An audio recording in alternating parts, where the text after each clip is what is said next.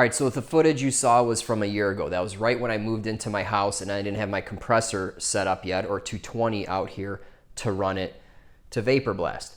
And I'm out here pressure washing the garage prior to paint, and I'm pressure washing the garage floor and the driveway and all this stuff. And I'm thinking, hey, why can't we use high pressure water instead of compressed air to accelerate the slurry and do the blasting? So that's I kind of started experimenting with doing that.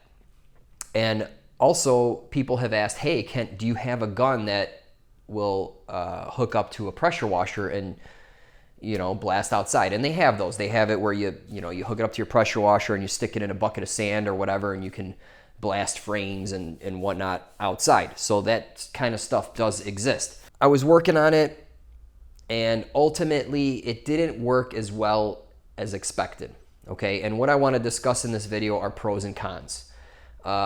First of all, a huge pro or advantage would be a pressure washer is $200 for an electric one, you know, $300, $400, whatever for a gas one. That'll get you a little more power. And that is a lot cheaper than a compressor. That is the main advantage of doing this.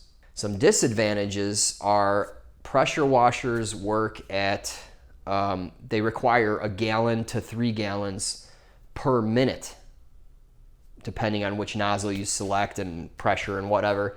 So that means, you know, you are filling up this tub in like a minute or 2 minutes, and then you got to stop.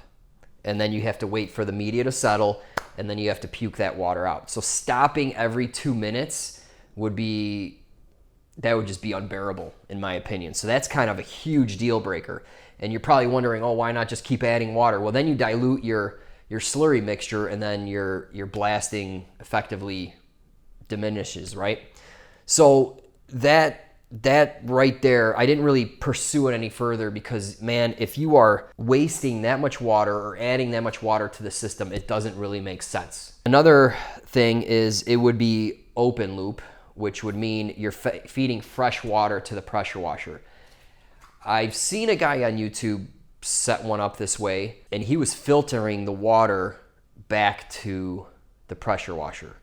Now, I don't think that's a great idea because to filter out all the media, I think eventually you're going to let some pass and you're going to trash that pressure washer. So it's going to get rather expensive if you're burning up pressure washers. Basically, I thought it was a cool idea to just check out and whatnot, but ultimately, you know, now I got my 220 out here, my compressor's up and going, so I kind of just like ditched this idea.